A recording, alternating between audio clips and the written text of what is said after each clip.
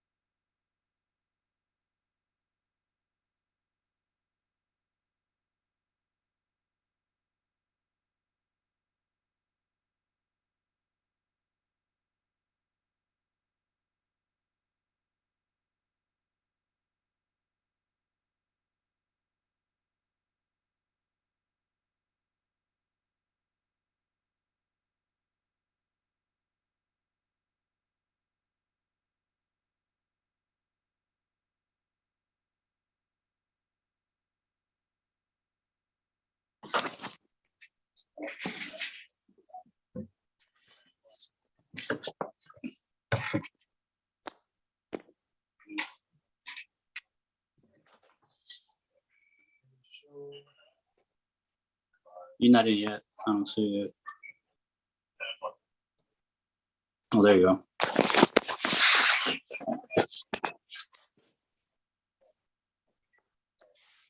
You can see it?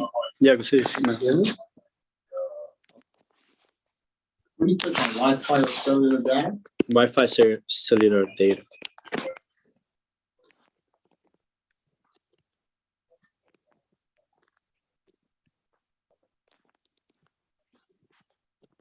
We have this antenna on it.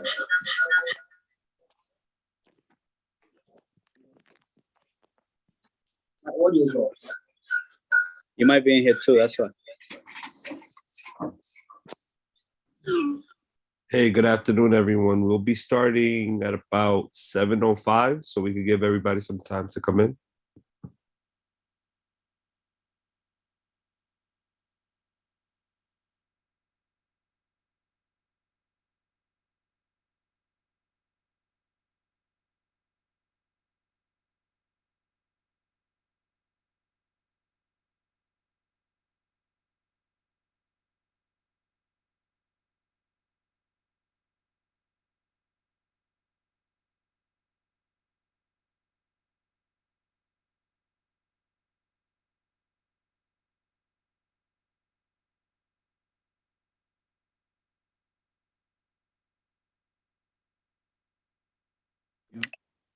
Click on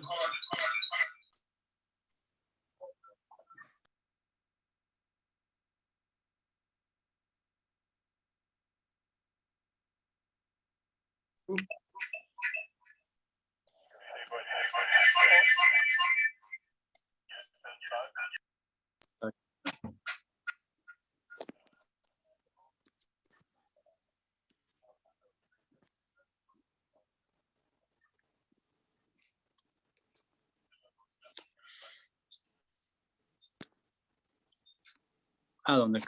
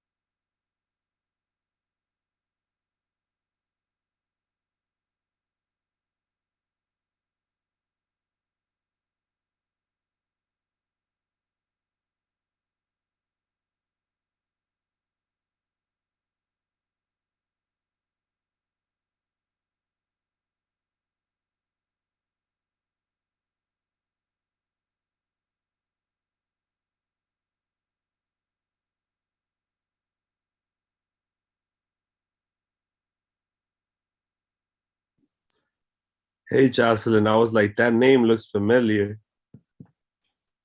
Where is she? Ah, there we go.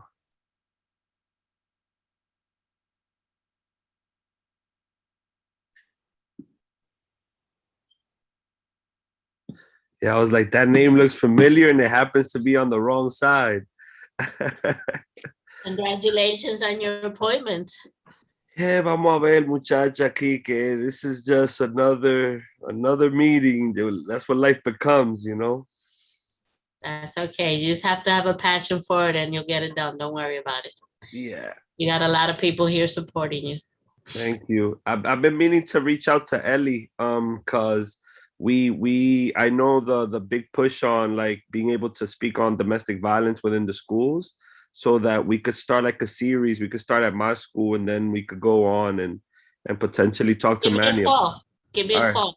I'll coordinate it through this office. She should be on the call in a Yeah. few also. You got a good one. You got a good one, Jocelyn. And why you think I got him? Now give me a call. We'll coordinate that right away, okay? All right, perfect. Hola, Okay. Jose.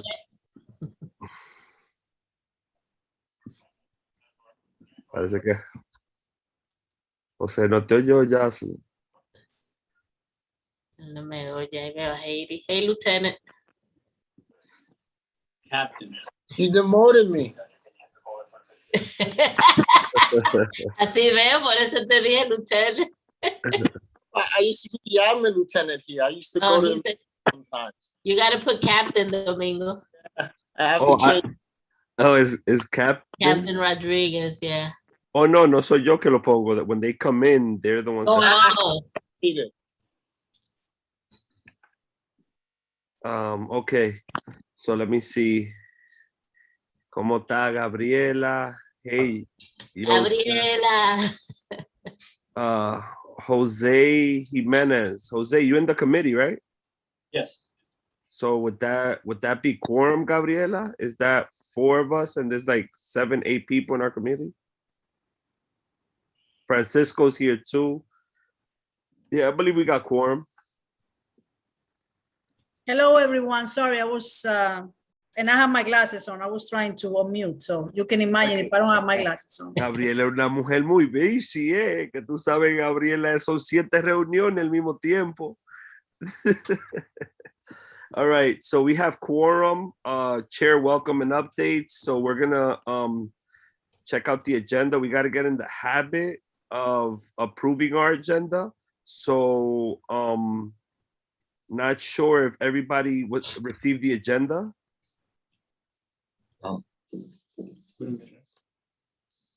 Okay, let me see if I can share the screen. So this is currently the agenda as I have it. I think we have to do approval of agenda.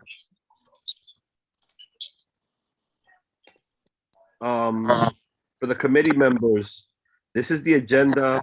It's been a tough month for me. You know, there's a lot of, as we understand, there's a lot of voids within the institutions that we work. So we don't get the salary of 2 employees, but we got to work like we're 2, 3 different employees. So this past month has been very difficult. And my apologies for not sending it 2 weeks prior to the meeting, as is usually as I'm accustomed to. So this is the agenda. Is there a motion to approve the agenda? Motion to approve. Second? Anybody seconds? I'll second it. All right. Sorry, I had to unmute. All those, anybody opposed? Abstentions? I guess it's unanimous.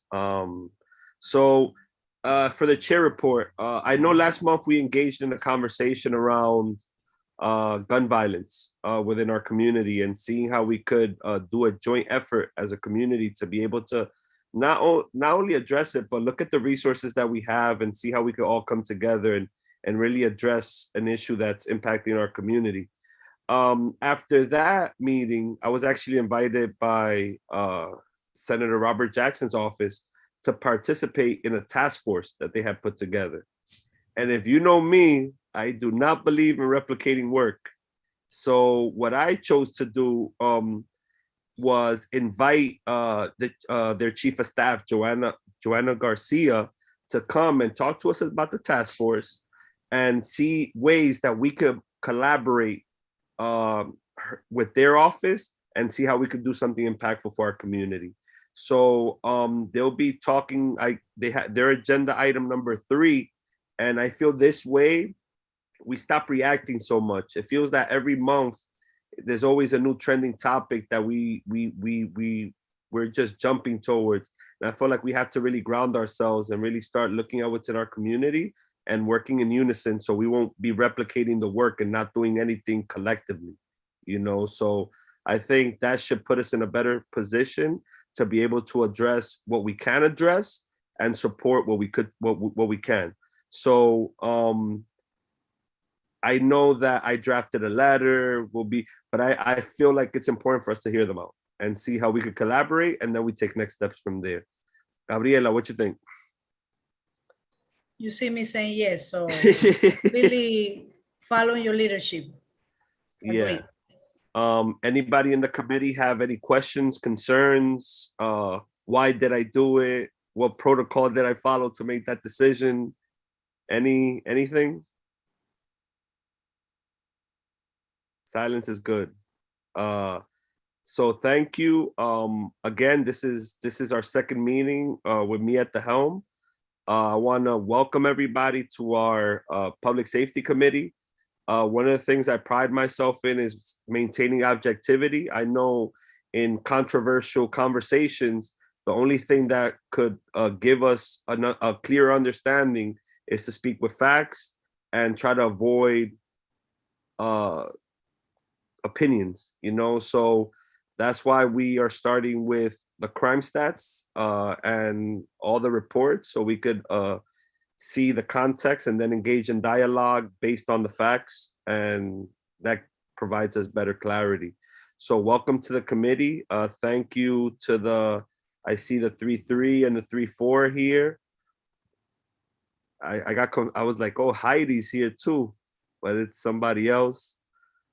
Jocelyn, like always, it's always a pleasure to have you. And I see Superintendent Miller here. Sandra Sanchez is here as well from FDNY.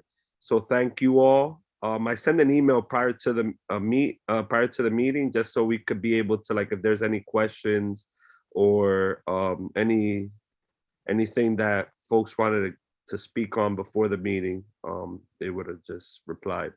So with that being said, let's jump into the second item of the agenda, which is crime stats. We could start off with we usually start off with the 33rd. Let's go with the 34th and then to the 33rd.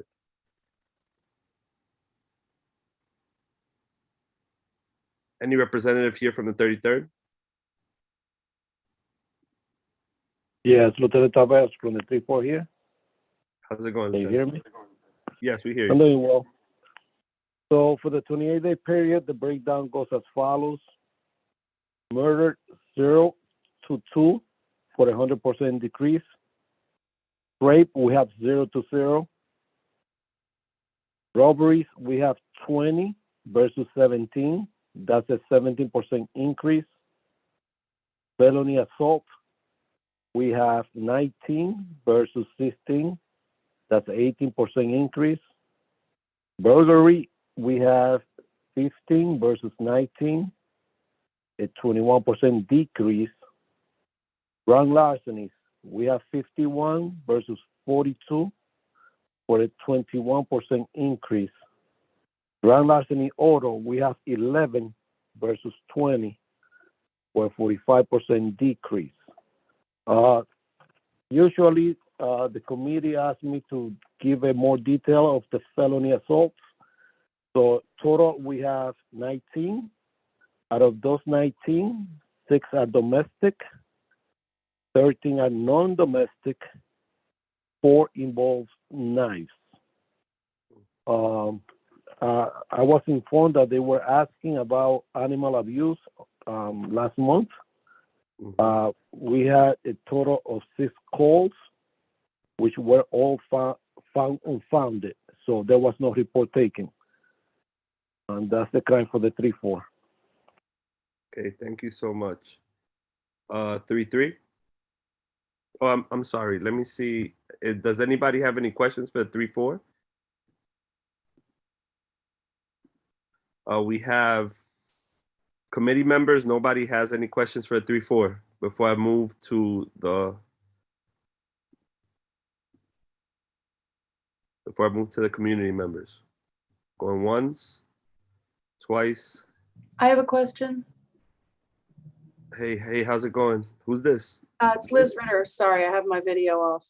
Oh, okay. Hey, how's it going, Liz? Well, thanks. Sorry, just a quick question. I'm juggling between 2 meetings, but I'm just curious if there have been any in the 3-4 or frankly in the 3-3. We haven't done the 3-3 yet. We're on the 3-4 right now. Got it. But if there, it's the same question for both. If there have been any changes in staffing due to vaccination status, like have we lost officers in the precinct? For the 3-4, there have been 2 uniform members that right now are on leave. Besides that, everybody else or got the vaccine or they have filed for reasonable accommodation. So they are determining who they're going to approve that accommodation. It's going to take a couple of weeks for them to give the number, whoever is going to get approved. Okay. And when you get to it, if the 3-3 could also respond to that. I got you, Liz. Thank you. We have a community member.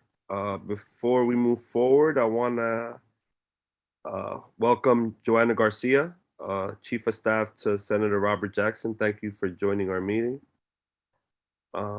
Lynn. Hi, Lynn, hi. Can you guys hear me? can you hear us? Yeah, I can hear you. See you Okay, all. perfect. So 2 questions. The first is, can we get an update on what's happening with the drug dealers on 204? So it's 204 between Broadway and Vermelia. And this has been talked about numerous months on the call. And then also on 204 between Broadway and Cooper, right where the Dykeman farmhouse is, that seemed to have gone away. And it looks like in the past month that activity is resumed. And if the officer can't talk about that, I understand. If there's something going on that's, confidential, but any kind of, it still seems to be going on. That's one question. And then the other thing is with the governor signing the Sleep Act about the noisy mufflers, et cetera, that was signed on Friday. What are the plans for enforcing that? So those are my 2 questions, and thank you very much. Thank you. Yes, for the 3-4, yes, we had shootings right there on 204 and pretty much Vermelia. Actually, we had 2 shootings throughout the summer. One happened about 4 months ago, or 4 months ago. The other one happened about 5 weeks ago, approximately, more or less. What the CEO did, he established a shooting car, which was pretty much there the whole time, 24 hours a day. Also, we know that narcotics is very aware of this location. So obviously we don't have access to what they have access, but they're definitely aware of it. And some of the things that, like, unless you do it, you don't understand it. Like when they go to do this investigation, especially nowadays, it takes a long time, because if you just do back in the days, they used to do a buy and bust. That really doesn't have much hold at the DA's office. So what they have been doing lately in the past years, the past 2-3 years, they do long-term cases. So you might not see any activity happening, but they doing buys, and they try to do long-term cases so that the DA could see a pattern with the same people selling the drugs, not just one person that sold today and another person sells tomorrow.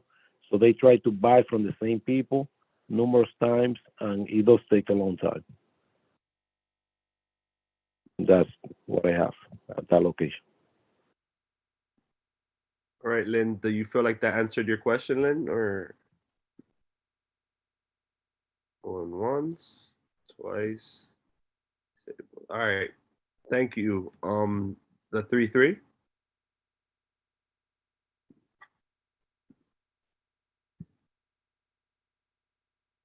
Lieutenant Rodriguez, you're muted.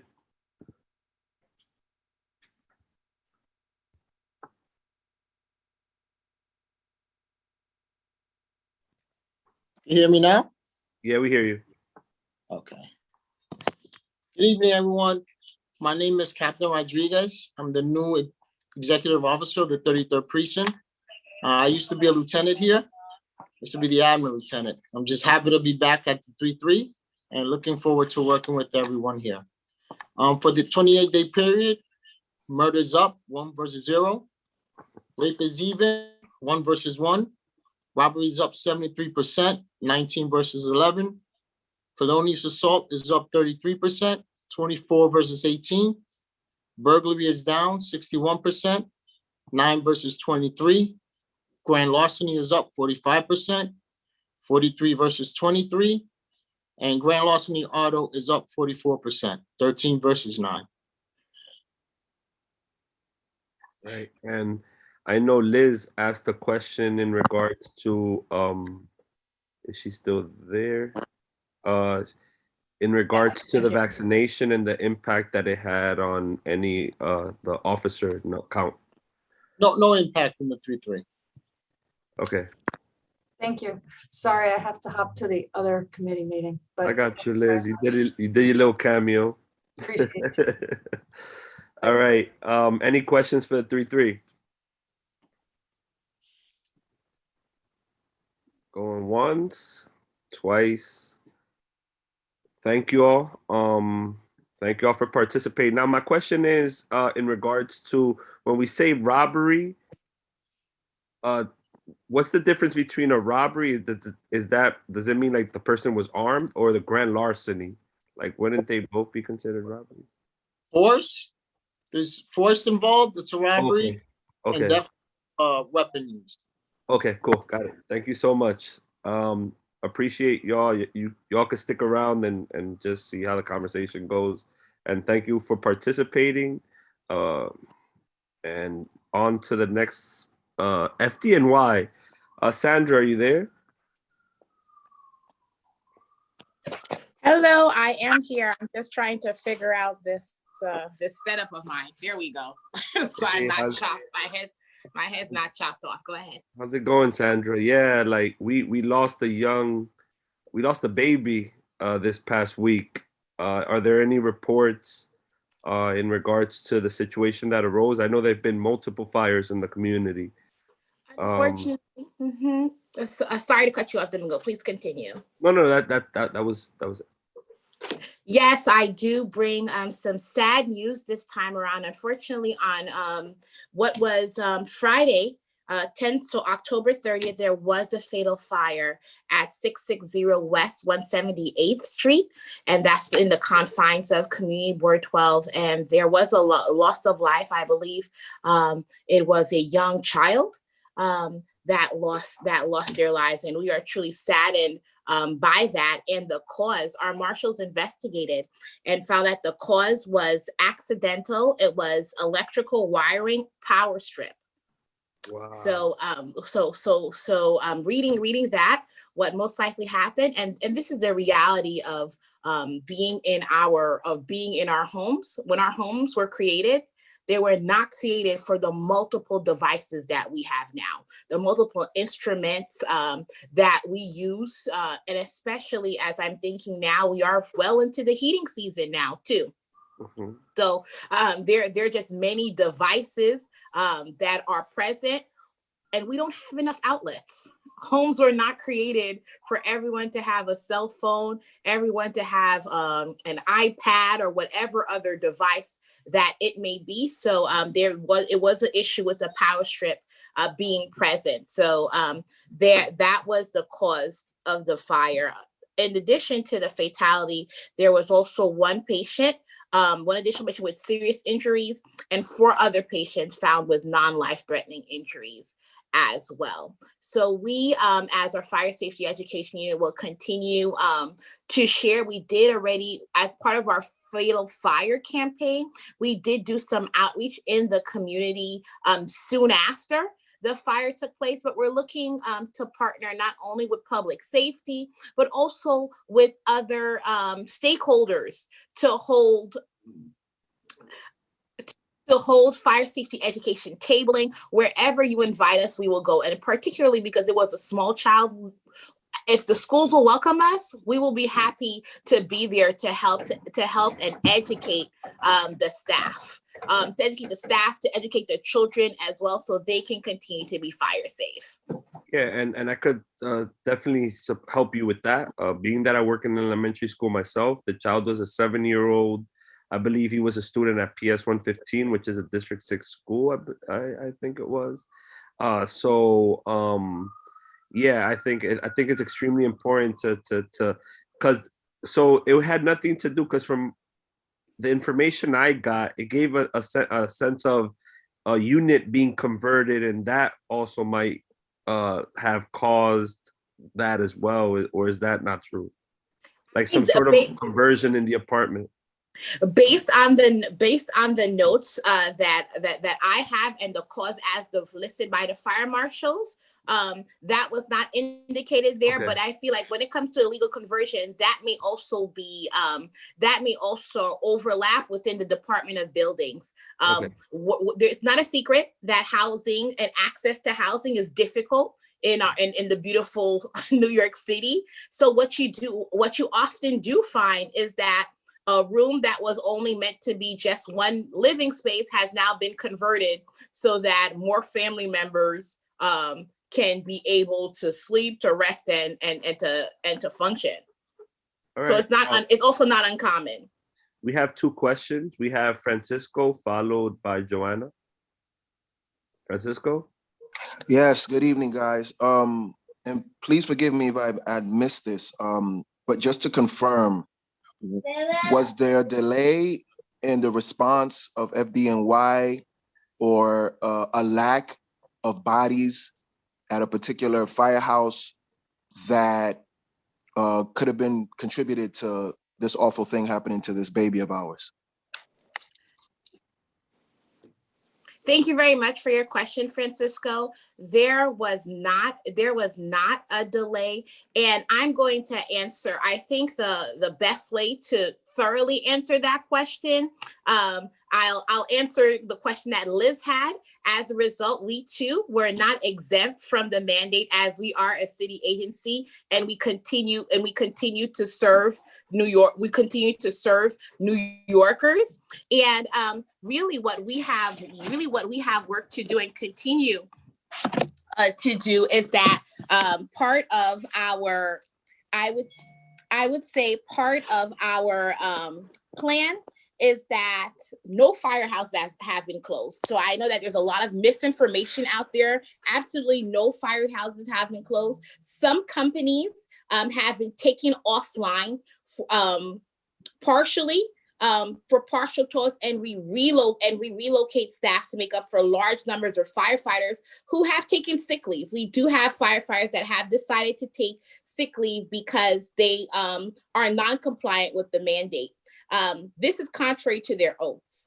And despite the actions of some, our goal and the continual goal of this agency is to make sure that we shift staffing. That may mean that there's mandatory overtime that is instilled to make sure that we have the constant manpower and coverage to respond to all calls. We continue to answer every single call and with no impact to response times. All right, Joanna. Thank you, Domingo. Hi, Sandra. How are you? Hello. Sandra, I'm wondering, just hearing what you said, which I agree with, that our buildings some are 100 years old are not equipped with the electrical wiring, and so it poses a risk for our this century's way of life, right? Our current lifestyle. Especially during the pandemic, we're more indoors, which means more usage indoors. What, if any, recommendations does the FDNY have in terms of changing policies, changing regulations, so that we can keep New Yorkers safe? I know that people were out there the other day, which I want to thank you. I saw that you were in front of Rite Aid. I'm just thinking about, we're kind of like in a ticking time bomb, knowing that there's a problem. So I'm just wondering if there's any recommendations from the department. Certainly, education and prevention is key. And I commend you for asking that question, because we never, we are happy that 911 is here and our operations is here. When you need us, we're there. But we also want to prevent as much as we can to getting to that point. We, especially as we're considered this the heating season. And oftentimes, our recommendation is that power strips really were created for the electronic devices. Power strips were never intended, despite what may be shared on the box, were never intended to maintain anything that is heating or cooling. So if you have a space heater, it should be connected directly to your to the main outlet. Even your microwaves, refrigerators, things that draw down a lot of power, should be connected to the main heating source and not necessarily to the power strip. There are many tips. I would not be able to fit it within this meeting, but we would love to partner with your office, Joanna, to continue to hold fire safety education units, fire safety education presentations, as many as you need. And we also have the ability to provide them in several languages as well, so that we can make sure that the communication is clear and it's repeated several times, for we know that repetition deepens impression and really can absorb and apply this information. I welcome that, Sandra. I also look forward to speaking to someone in the department about how do we hold landlords accountable. They know that they are not really upgrading the electrical grid as they should. We do know that there are some buildings that have frayed wiring, and it's something that we should look at holistically, just so we can be preventive. So I look forward to that. Thank you. Looking forward to the conversation as well. Thank you. Is there any questions for Sandra? Okay. So Sandra, going back to so there was only one fire in the district within the last month? There was one fatal fire Okay. within the district. Unfortunately, our system that we use to report out by community board, it's being upgraded.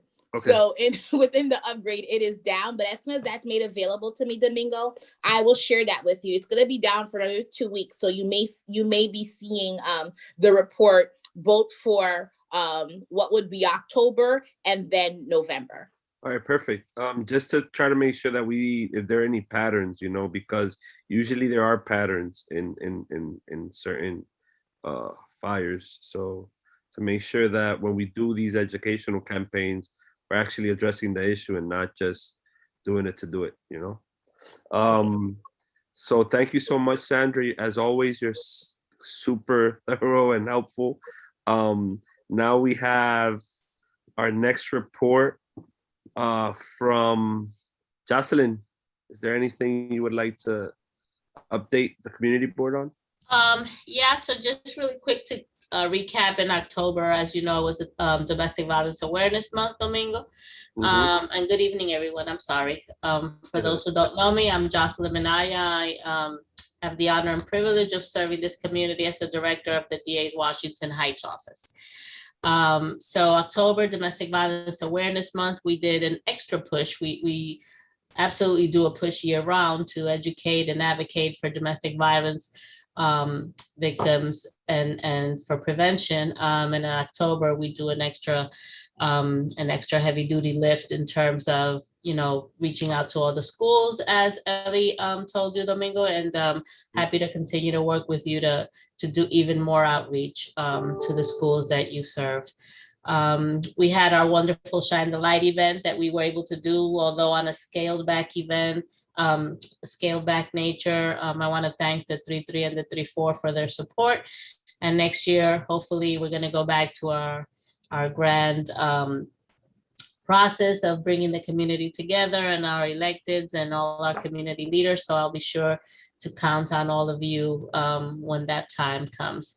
I know that in the September meeting, or maybe it was the August meeting, we reported on ghost guns and the fact that DA Vance and other DAs were really pushing for legislation to regulate ghost guns. So I'm really happy to report that Governor Hochul actually just signed a bill regulating ghost guns. And basically, if I can just pull it up for you real quick, and of course I won't be able to find it because I just had it.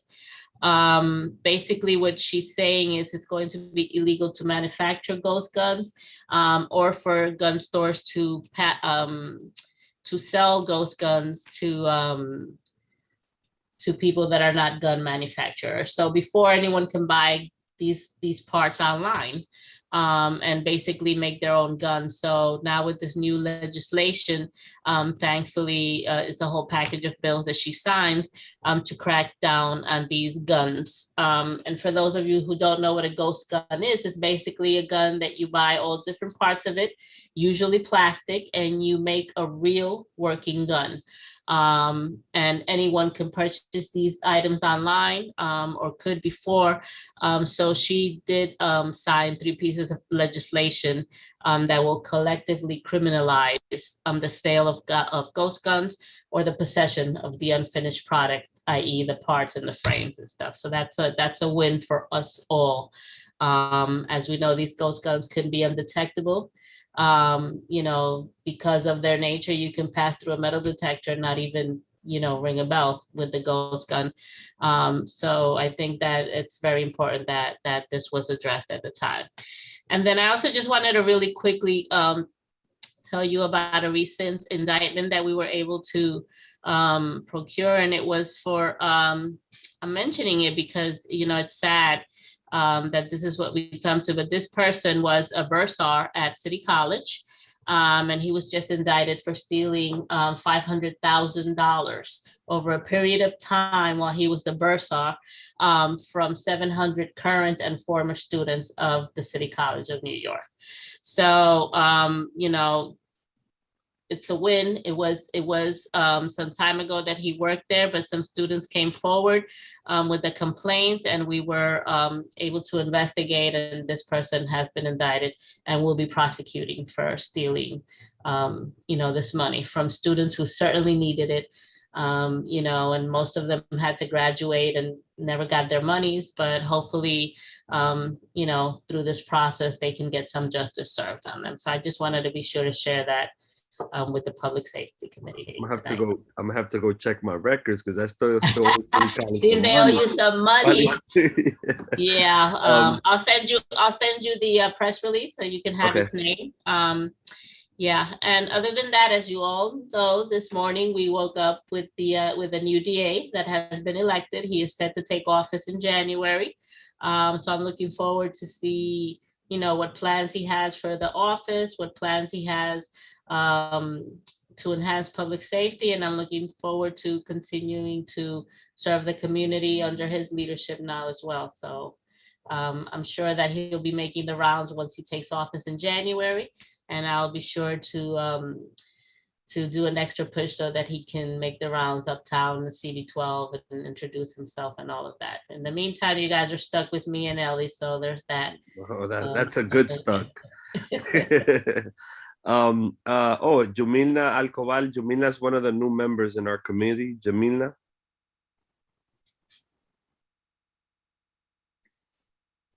Shumi, you got your hand up. Hello, good evening, everyone. Wow, Thanks, Jumi, Domingo. Está muy energética. Sorry, y'all. Is that I'm getting out of work and I'm like on the road, but I still wanted to join the call as a fairly new member. Thank you. Hello, everyone. So my question, I'm not sure who can answer this, but I think it would be more directly to Jocelyn. Miss Minaja, please, if you may, You mentioned something about ghost guns being able to pass through metal detectors. I was just wanting to know, like, how do we know that's possible, or how does that information even come about for us to know that ghost guns go through metal detectors? Or anyone, feel free. Hey, they could print that. So, 3D printers Jimena, too, by the please way. feel free to call me Jocelyn. Miss Pinaya is my mother. Me hace viejita, Miss Pinaya. But please feel free to call me Jocelyn. So I was using that as an assumption because most of these parts are plastic. So if you can imagine, plastic usually does not get picked up by a metal detector. Hence the name. So I'm sure that the bullets are not plastic. So an unarmed ghost gun can potentially go through a metal detector. Captain Rodriguez, if you have an answer otherwise, or Lieutenant, I'm happy to pass the floor to you guys. But because they're made out of plastic, Jabirna, it's easier for you to be able to smuggle one. Now, will it be armed? Probably not, but being able to smuggle it through a metal detector would be fairly easy, especially if it's in its parts. You know what I mean? It's not fully put together. I hope that answered your question. But she's muted. I just wanted to say thank you for that. I just wanted some clarification on that. Is it possible for someone to try to basically combine a ghost gun with a real gun and be able to create something that could affect, our environments? Yeah. Well, because the plastic parts are fitted to the exact specifications, I'm sure that they can combine them. Now, you can, of course, put any metal parts through a metal detector, it'll be detected. But yes, you can effectively retrofit a ghost gun with some regular gun parts. Yes. You can modify them. But yeah, I saw something. Thank you so much. It was interesting on YouTube.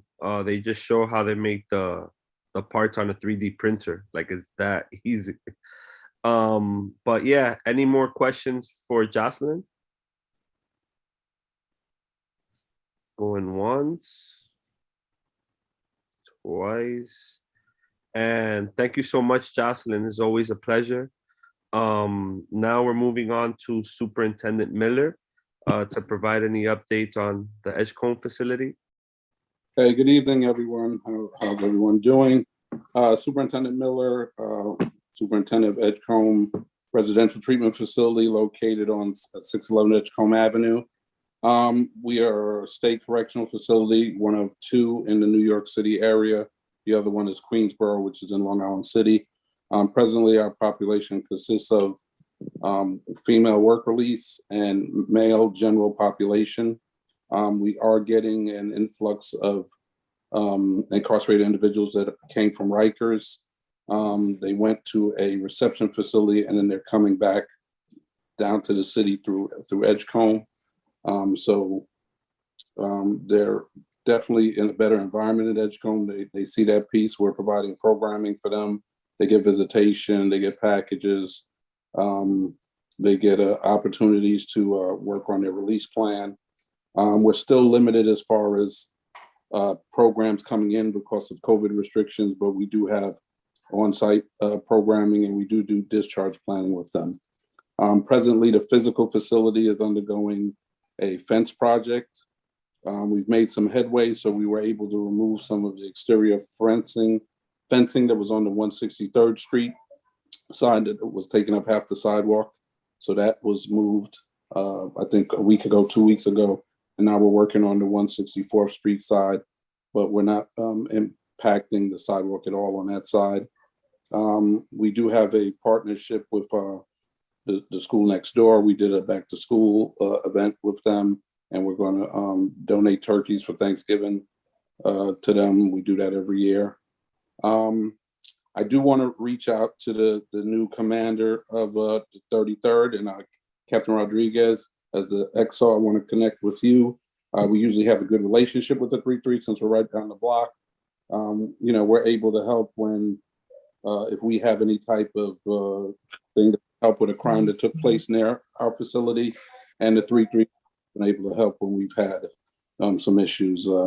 Presently, there's one individual that lives across the street that just has a habit of coming out and banging on people's cars and banging on to the facility and things of that nature. So we've reported it for everybody's understanding. And, you know, you don't want anybody's car getting messed up, and you don't want, you know, he might have some mental health issues, so he might need some support.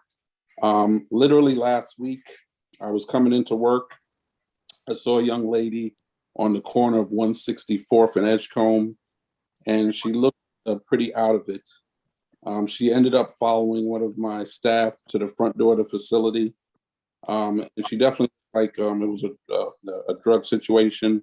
We were able to call an ambulance to get her taken to Columbia Presbyterian because she said she had taken cocaine, but her actions were more of that she took something closer to heroin. But we were able to get her some help, and they took her to Columbia Presbyterian. So I'm glad that didn't result in, you know, any kind of car accident or anything, because she was really just walking around in a daze. That's basically the update. As far as COVID, we have like almost all of our civilian staff is vaccinated, and the state is currently under a vaccine proof or weekly testing. So the state is still under that level. We're not at a all-out mandate yet for vaccination, but we have seen an increase since the mandatory weekly testing has been required. And you know, it's a hot button issue where I just advise people to get their facts straight, really understand what their reasoning is. I'll just give you a quick example. I had an individual that said to me that they're waiting till it's going to be mandated for everybody. But this individual is going to be subject to being off payroll. So I said, why would you give away a month's pay for something you're going to get anyway? That logic didn't make sense to me. You know, so I was trying to encourage them, but ultimately people have to make their own decisions. So I do want to kind of connect with people on the committee, because we do a community advisory board just where we invite members of the community into the facility, you know, give you a little tour, and kind of, you know, we want to be good partners in the community. So I'd like to be able to reach out and invite some members to the facility. So I'll follow up with you, Domingo.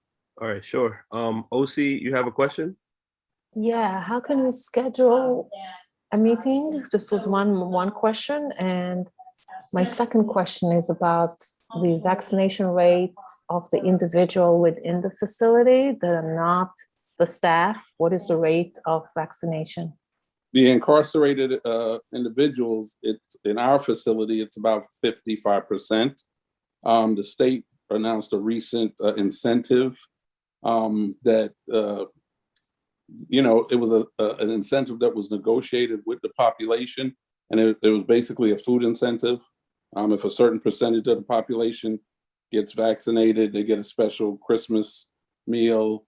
If a higher percentage gets vaccinated, they get they can order food from a particular, you know, their desired venue around the facility.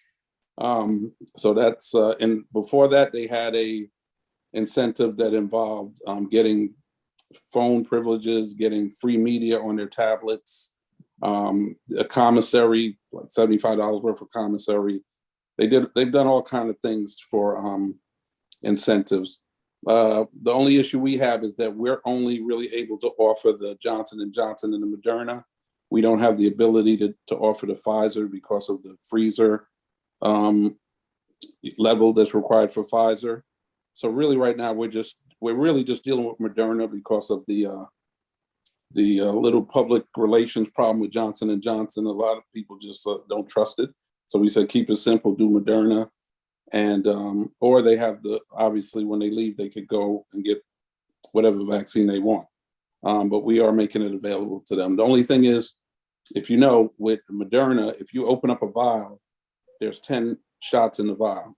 So they don't want to waste doses. So they want you to have 10 individuals ready to get it and not change their mind. And, you know, we had situations where people said they wanted it. We got the vial there, and then guys said no. And we found out later they got people to say yes. So we would bring it there so they could get it, but then we had to throw away doses. So ultimately, that's what we did. We gave whoever wanted it, got the shot, and then we had to throw away some doses. So that was unfair. Yeah, But and her second, somebody get it. her second question, Superintendent Miller, was around the coordinating of it. OC, what we could do is create a email thread, all of us, and then we could just follow up with him offline to make sure that we coordinate and invite the individuals we have to invite. Thank you so much, Superintendent Miller, and then we'll just stay in communication to see how we could assist however we can. Thank you very much. All right. Oh, Jumina has a question. Jumi. Hi, good evening. I have a question specifically on basically the return of individuals recently released from prison and like Rikers, things like that, going into the facility on Edgecombe. Yes. Well, to start, just my personal opinion and thought, I think it should not be there, specifically right next to a school. And maybe this has been discussed previously, but I do want to bring to your attention how I understand that the facility and I guess other organizations have a connection with the school and the facility being directly where it's geographically located. I'm thinking, how do we prevent the students from that school to engage with individuals inside that facility? Because as a student who formerly did attend that middle school, they did used to line us up against those walls during fire drills. And that can be very traumatizing. And a lot of people here tend to be mental health advocates, but that really does affect the mental health of our youth, specifically in that building. So I just wanted to know, how can we keep them safe and basically help them not basically, I guess, end up there? Because many of my peers who attended that middle school with me did end up going to prison, while our school was physically, literally next to a prison. Literally, the prime example, school to prison pipeline, if you really do want to talk about it. So how can we really like take the appropriate measures to, make sure everyone's protected? Okay, I mean, I'll tell you what we've done. I've been superintendent there for over 4 years. And during that time, we've, like I said, besides school supplies and turkeys, we've also done workshops at the school. We've talked about, I think the last one we did was about vaping, the negative effects of vaping, explaining that. We did a couple of years ago, they tried a little bit of a scared straight where they had an officer dressed up like he was an incarcerated individual, but those activities are no longer recommended. But they tried a little bit of a scared straight thing, but we just try to have, we're available to the school when they have assemblies. We've gone there when they've had a career day. And like I said, we're available. We work with the parent coordinator and the principal. So that's the piece. Now, as far as when there's fire drills, yes, in the past, if the kids are lined up on the street, people would yell out the window. And we got word of that.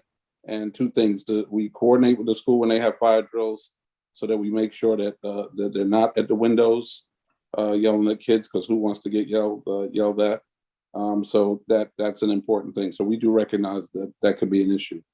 That being said, the facility's been there a long time. It was a hospital back in the 1930s. It was Mother Cabrini, and then it was it's been in its current form maybe since 1977. It used to be an addiction treatment center. The building's been there for a while, but it's been we converted it from a work release only facility 14 years ago and made it a diversion program to help individuals that were under parole supervision that were needed a short-term intervention instead of sending them back upstate. and giving them the ability not to have their parole interrupted if they successfully completed. And that actually was a successful program. Unfortunately, the pandemic has put that aside because we could no longer handle people just coming straight from the street into the facility because of COVID concerns. And now with the change in the law, they'll get less time dealing with whatever crime they committed than voluntarily coming to us for drug treatment. So it's not really viable. It used to be a more attractive thing. If you were facing a year upstate or even 90 days and you could get 45 days in our program, then, individuals would volunteer to come to our program. Now it really has to be a violent act to get a parole violation or anything like that. So they're trying every other method under the new law that passed.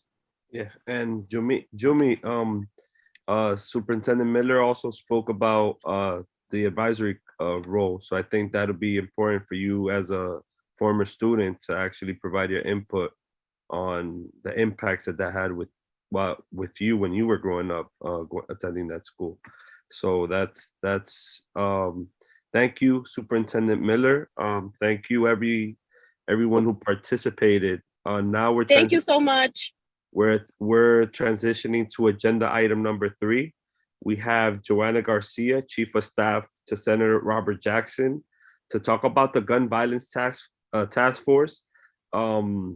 And just I participate every 2 weeks, but I think it's important, back to what I stated when we started the meeting, it's not about recreating the wheel, it's about understanding what's happening in our community and working in collaboration to try to, as a community, address issues impacting our community. So Joanna, are you there? I am. I'm struggling with what I hope is just a cold, so I'm gonna keep my camera off. Okay. I'm still reaching for tissues. Thank you so much, Domingo, committee chair, for inviting me to speak about the new task force and also for participating in our task force. So this task force, the Gun Violence Prevention Task Force, was convened a little over a month ago.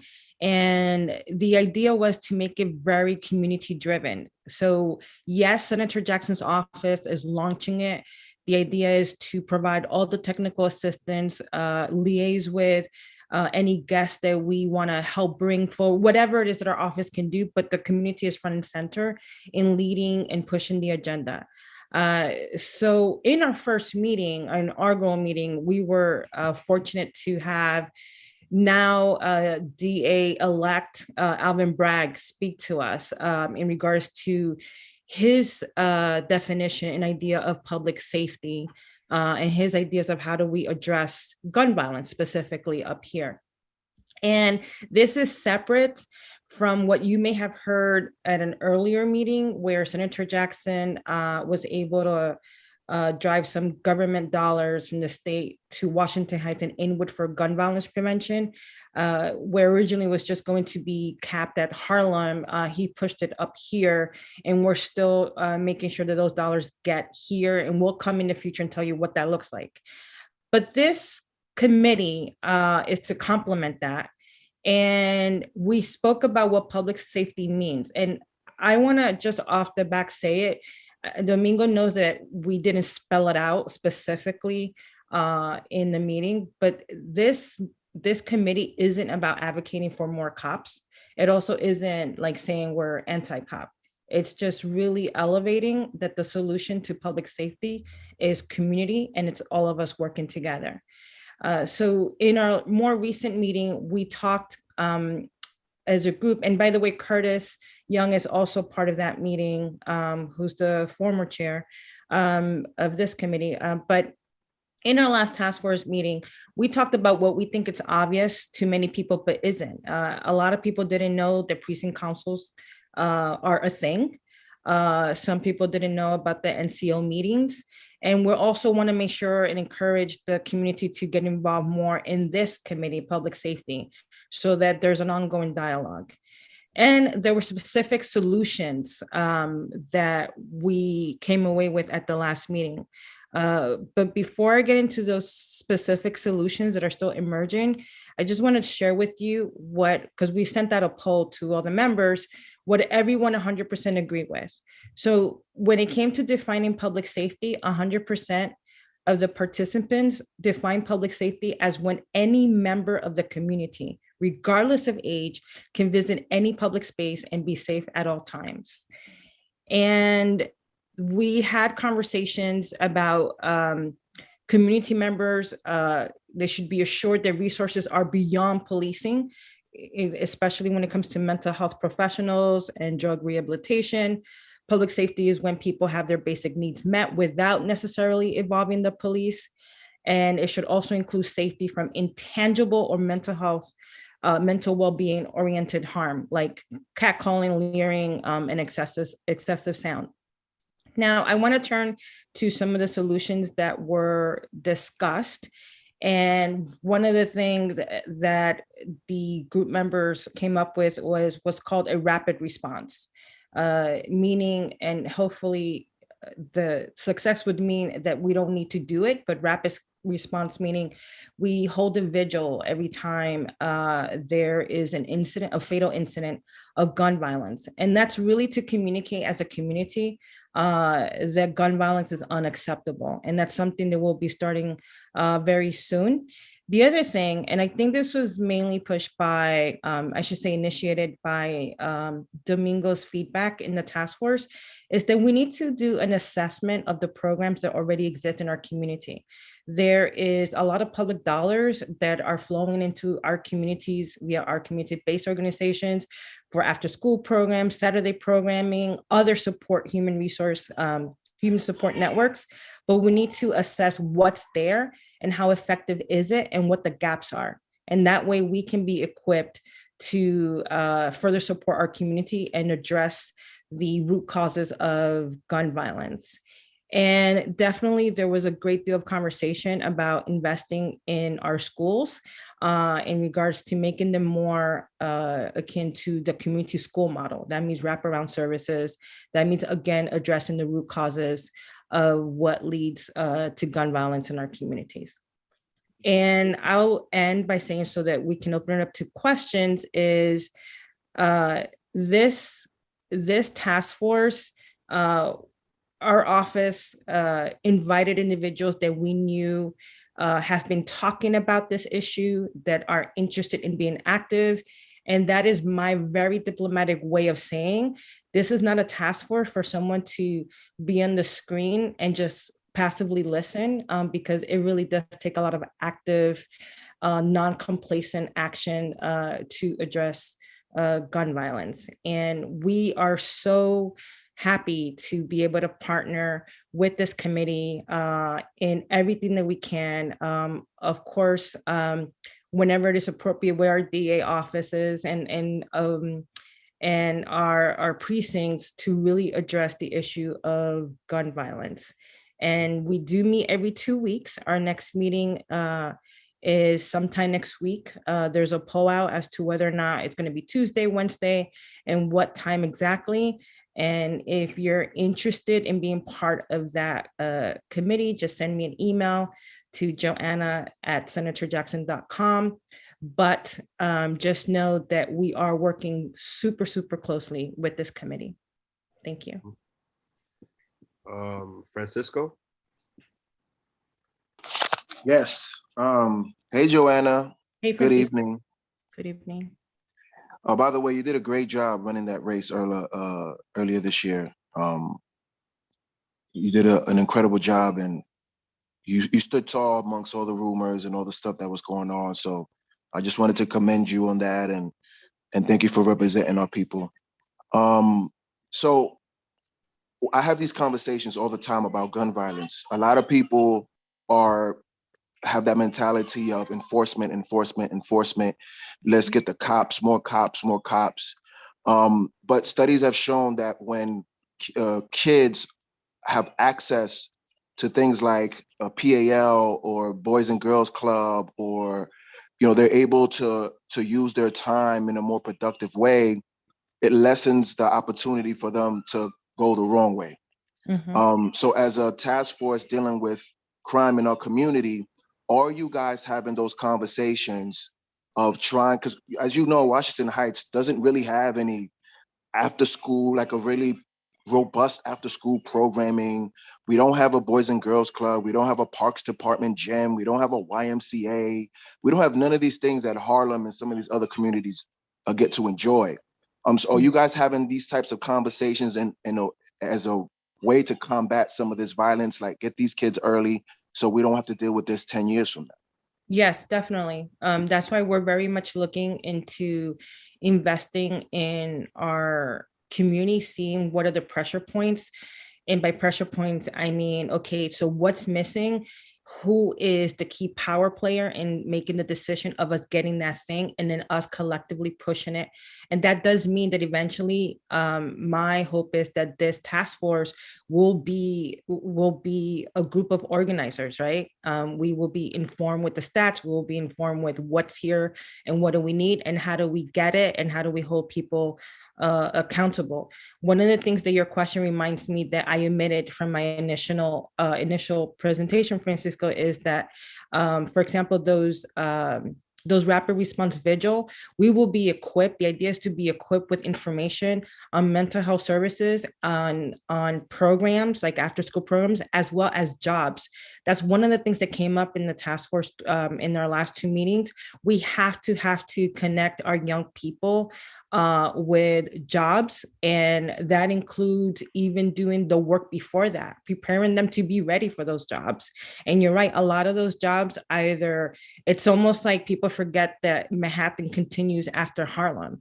I love Harlem. We represent Harlem in our office, but because our office represents from Marble Hill all the way to 26th Street, I totally see how things just get capped at a certain street in Manhattan Borough. So we always have to continue fighting and push for those services to come way up here. Superintendent Miller? Yes, it's very important to do a full 360-degree view when you talk about gun violence. But I'm going to tell you, and probably the 3.3 and 3.4 could provide some statistics. You still have to look at who's doing it. And when the numbers were lower, when gun violence was a lot lower, there were strategies in place that have been modified. And you're kind of seeing some of the effects of that modification.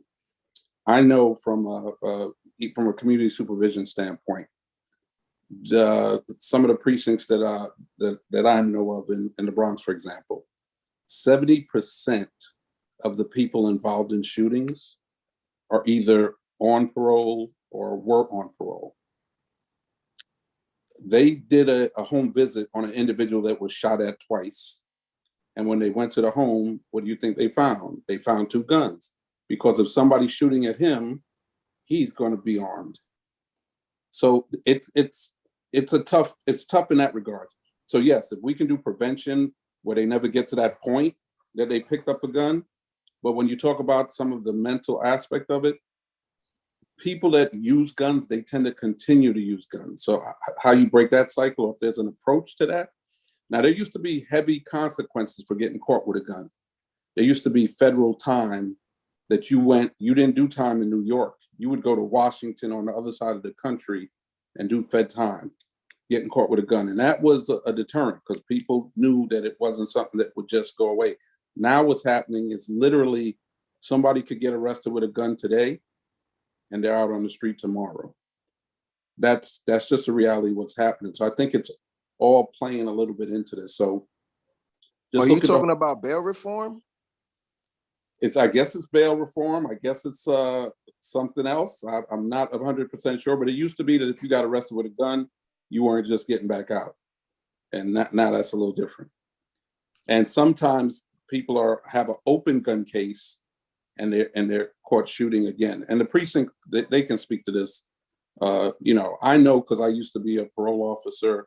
I was involved in some task force to reduce gun violence from that side. So I'm just I guess, trying to give you guys like I said, a more 360-degree view of the situation. And again, right, it's a very complex issue that as society evolves, as society shifts, certain tactics have to evolve as well. We're at a crossroad right now where we're trying to figure out what's next, what strategies to implement. Maybe old, maybe new.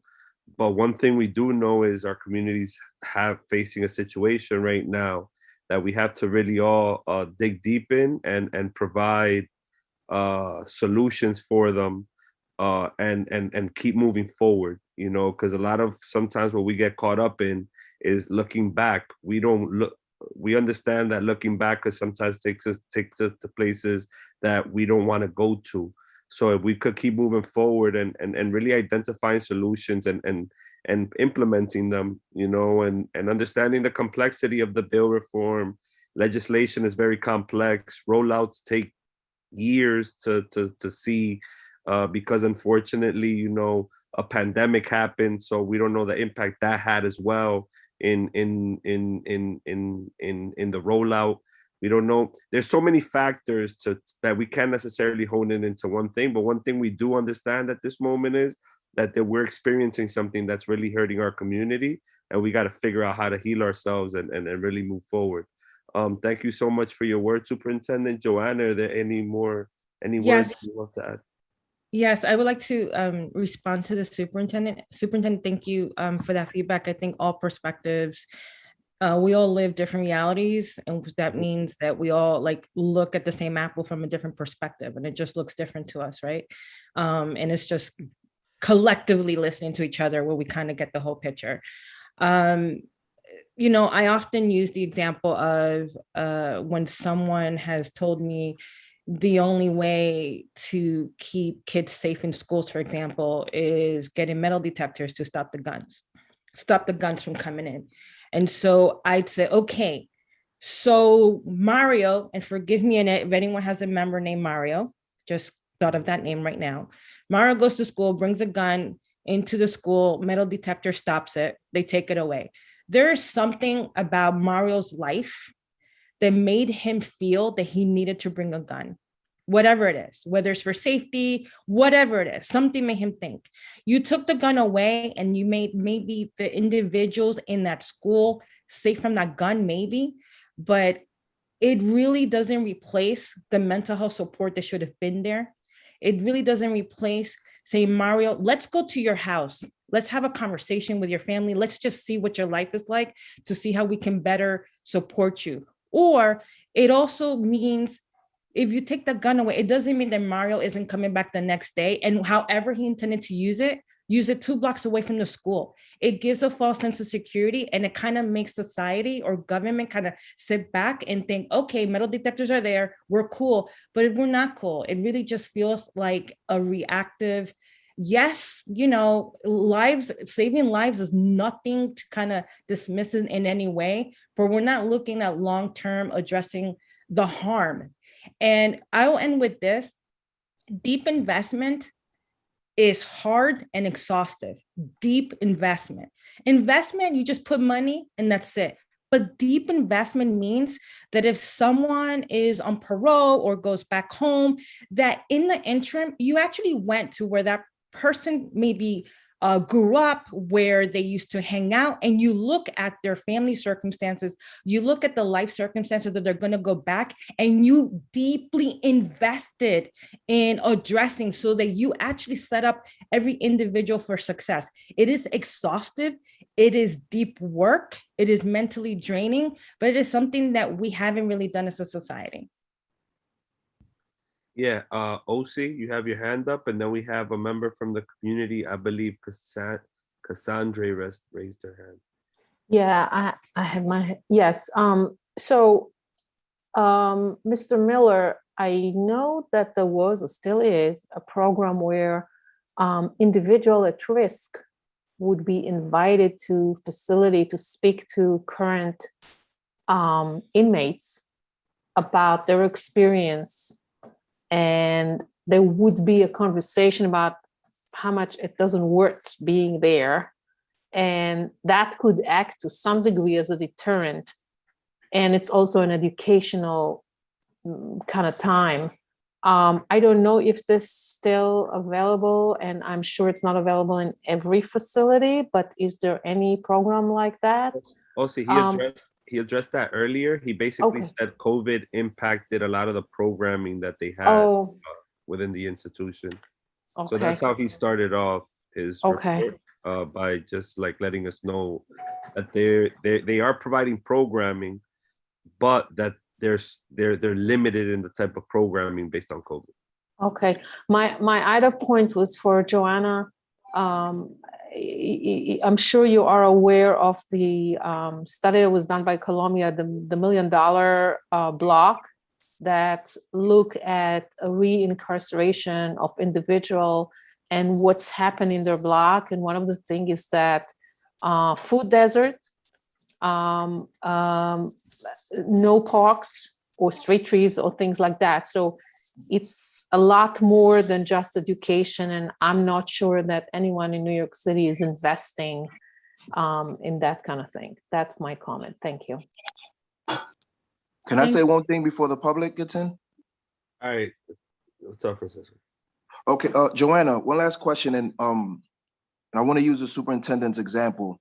If someone is incarcerated, comes out, what have you guys have any conversation about a real impactful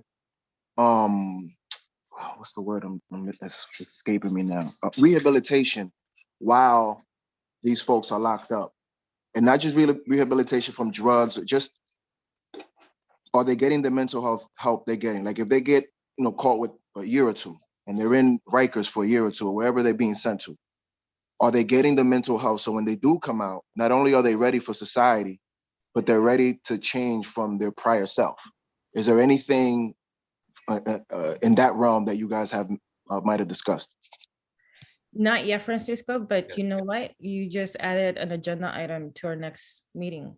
Yeah, and one thing that's important, Francisco, about the space that's being fostered is that it's not, I think that the way it started is to contextualize so you could be able to move forward. So I think it's more on defining a lot so that we have clarity on not necessarily where we're going, but we're able to hone in on what potential scenarios could be, So it's not necessarily about this, that, and the third. It's more like, all right, cool. So how do you define public safety? Because people have different definitions of terms, right? So it's like, all right, cool. Is there a collective understanding that we all agree to, that it's not just so reactionary as far as just reacting to the current situations that are arising by putting more boots on the ground, when in reality, that's just going to create what's been happening all along. You have a group of society who's disproportionately incarcerated more than others, and this is a systematic thing, right? So it's not necessarily that, it's just how things manifest. When you have more policing in one area than you do of others, you're more likely to lock up more people in those areas than you are in areas that are least policed, and that's proven. So I think part of what's happening there, and you should join, is just conversations around like, this is our community. Let's figure out how we can all come together and put in our 2 cents and do something about it, as opposed to constantly theorizing about it, Superintendent I Miller? really appreciate that question from Francisco. Agreed. It was ideal. Okay, but very quickly, and Jocelyn might be familiar with this. There was a program called MIRS that took place, and it would actually be targeted for individuals that had a gun history, and they would have a public meeting, and the meeting would, the DA's office would bring resources to this meeting. So they would talk about what the consequences were to continue gun activity or gun violence, but then they would do a handoff to community partners from everything from, mental health, housing, employment, education. So I'm not sure if the mayor's program is still happening. It is. So if you could speak to that, Jocelyn.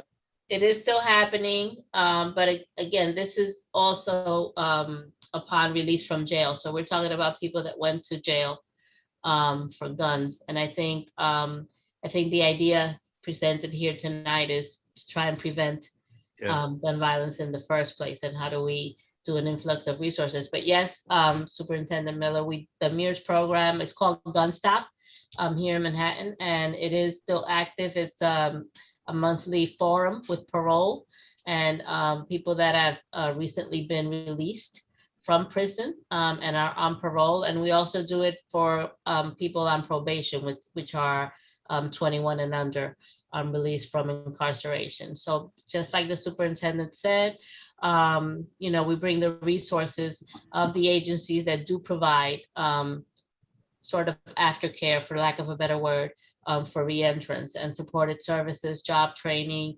housing,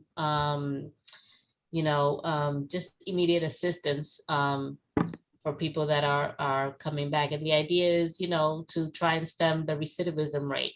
And it is not a soft touch, like they're being talked to by the DA's office, by NYPD, by the Bureau of Alcohol, Tobacco, and Firearms, and they're being told, you have been given the second chance, and they're also told if you're arrested again for possession of a gun, they're told how many years they're going to face exactly. So if you just got out of jail after doing 7 years, and you're on parole and you get caught with another gun, you could potentially be facing another mandatory 7 years in jail. So they're being told the hard truth, and then they're being told, these are the people that can help you. Take advantage of them. So we partner with the Fortune Society, the Osborne Society, and a slew of other agencies that do provide hands-on wraparound services for people re-entering the community. Because like Joanna said, if these services are not there, like the chances for recidivism are so much higher. We don't look at the root cause. Like you just can't have someone come out of jail after 7-10 years and say, here, go do life. We know that doesn't work. It doesn't happen. A lot of people, unfortunately, re-entering the community from the correctional system often don't have family support any longer, don't have those ties to the community. So you just can't open the doors to a jail with $275 or however much an inmate gets to get on a bus and say, here, now don't, go behave yourself. It doesn't work. So that's why we do participate in the MERS program, known here as the Gun Stop program. But I'm all for anything that works in terms of how do we stop it from happening. DA Vance, that was his approach. He wanted to put himself out of business. How do we prevent crime? We don't want to come in and prosecute after the fact. How do we go into community and try and prevent crime from the initial? And we did start a slew of youth programs. There were a few here in Washington Heights. Maybe it's not as many as we would like, Francisco, but yes, there is a need here. There is a need for resources and for monies and influx to the community to be able to prevent it before it starts. Because we know if we put a young kid through jail, chances are they're not going to come out of there really with any sense of I committed something wrong. They're probably going to come out angry and God knows what you learn in prison from other inmates or whatever. And how do we prevent that whole thing from happening in the beginning to begin with? All right. So we have a question from a community member, Cassandra Cajasso. Hi, can you hear me? And then on Stack, yes, we hear you. And on Stack, we have Timothy Harrell from the CCRB. Oh, yes. Hi, everyone. Hello, Domingo. How are you? Thank you so much for letting me speak at this forum. I am the Inwood Girl Scout troop leader. And just to piggyback on what Jocelyn was saying, youth is the key. You need to get these individuals when they're really young. My daughter is working on her Gold Award project with Al Santino from Viva Uptown and is now part of the Youth Roundtable, which is engaging youth in these types of conversations and having open conversations with NYPD, which I think is essential. So I'm also on the gun violence forum with you, Domingo. So yeah, it's really just an FYI that there are groups that are trying to work with youth.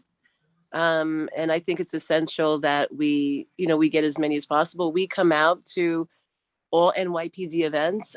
We were presenting at the Take Back the Night event, and I was happy to see that many young people came and, signed up and, took our surveys. So I think it's youth to attract youth. So I think the groups like the one that Al is doing is an amazing opportunity for other youth to help, other young people that may be in a different situation than they are. So that was just my FYI that, we are there and we are trying to stop them before, they get to a point, as Jocelyn was saying, where they're caught with a gun or God forbid they commit a murder and then, then they're lost to the system, basically. Thank you. Thank you. Timothy? Yes, good evening. Can you hear me? Yeah, I hear you. Okay, really quick. Oh. Can you hear me now? Yeah, my apologies, Tim. Okay, no problem. I'm Timothy Herrera with the New York City Civilian Complaint Review Board. I am the outreach coordinator for Manhattan. I want to thank you for the invite from Community Board 12.